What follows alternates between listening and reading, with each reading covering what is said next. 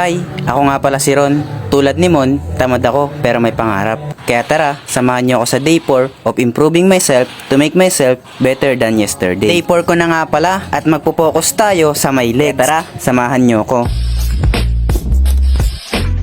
So, what's up sa inyo mga kasingkit? Papunta na nga pala tayo sa may pagjijiman ko. Day 4 ko na nga pala, pero bago nga pala natin simulan yung video na to, sa mga hindi pa nga pala nakafollow sa ating Facebook page, mag-follow na kayo para updated kayo sa mga paparating ko pang mga video. Malapit na nga din pala ako mag 50k followers, kaya sana matulungan nyo ko. Sa mga nagtatanong nga pala kung saan ako nag-gym, dito nga lang pala yon, malapit sa may palengke, sa may tabi lang ng Watson. Ilang minuto lang nandito na nga ako sa may sweat zone. Day 4 ko na nga ngayon mga kasingkit, at yung focus nga pala natin sa may legs dahil leg day nga pala natin ngayon. At may nakapagsabi nga sa akin na kapag ka leg day nyo nga daw pala, yun nga yung pinakakalbaryo kapag ka nag-gym ka. Unang-una pa nga lang, talagang napipil ko na mahirap talaga kapag ka leg day. O eto, nag-leg day na ako. Baka mamaya may mag-comment na naman dyan na puros upper workout nga lang daw yung ginagawa ko, at baka mamaya maging kamukha ko na si Johnny Bravo. I-share ko na nga din pala na may program tayong sinusunod, and kada araw iba-iba yung program na ginagawa natin. Kaya iba't ibang target kada araw. Pagkatapos nga nun, eto naman nga yung sumunod, at dahil leg day nga pala natin ngayon, magpo-focus lang tayo sa my legs, and mukhang mababaldado yata ako dito. Pero syempre, joke lang, parang nag-e-ensayo din tayo ng pagbabike dito, and kumpara sa my bike mas nakakapagod dahil buong katawan yung napapagod doon, and dito naman talagang focus lang sa my legs. Nakaka-challenge nga talaga kapag ka leg day, talagang nakakapagod at nakakaubos ng lakas. Pagkatapos nun, eto naman nga yung sumunod, halos parehas nga lang pero medyo nakataas nga pala yung paa natin. Hindi ko alam kung saan yung tama nun, pero basta sa my legs nga yung tama neto. Pero ramdam ko yung pagkakaiba, mas malakas yung pwersa ko kanina kasi buong buo kumpara dito na nasa taas. Kaya kung mapapanood mo man to, i-influensyahan na nga kita na mag-gym, mag-exercise at simulan na ang healthy lifestyle. Kaya tara, sama-sama tayo. Tsaka talagang nakakagana talagang mag-gym, lalo na pagka ganito yung mga music nyo. So tara, pakinggan natin.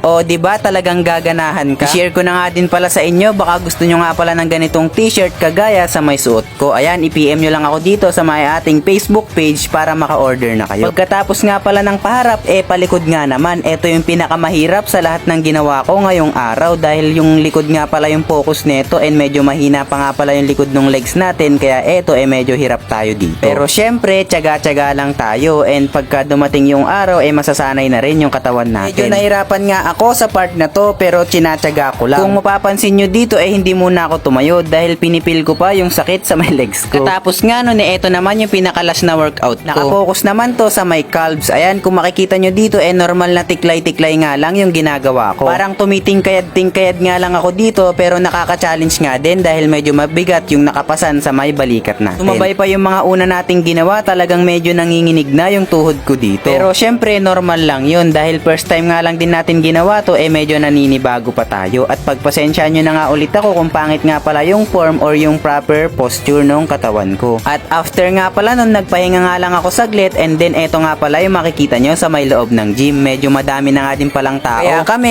maaga nga pala kaming nagbubuhat. Eto, binidyohan ko na nga pala yung sarili ko dito sa pagbaba sa may hagdan. Medyo kaya ko pa nga pala dito mga kasingkit. Ayan, kung makikita nyo nakakangiti pa nga pala ako. Siyempre, after gym nga natin diretso uwi na rin tayo. Pero kung umabot ka nga pala sa part ng video na to, pwede bang pa-like, share at pa-comment na rin kung tagasan ka, para naman malaman natin kung hanggang saan nga ba umabot yung video ko na to. So hanggang dito na nga lang din pala yung video na to. Salamat sa panonood. Ride safe.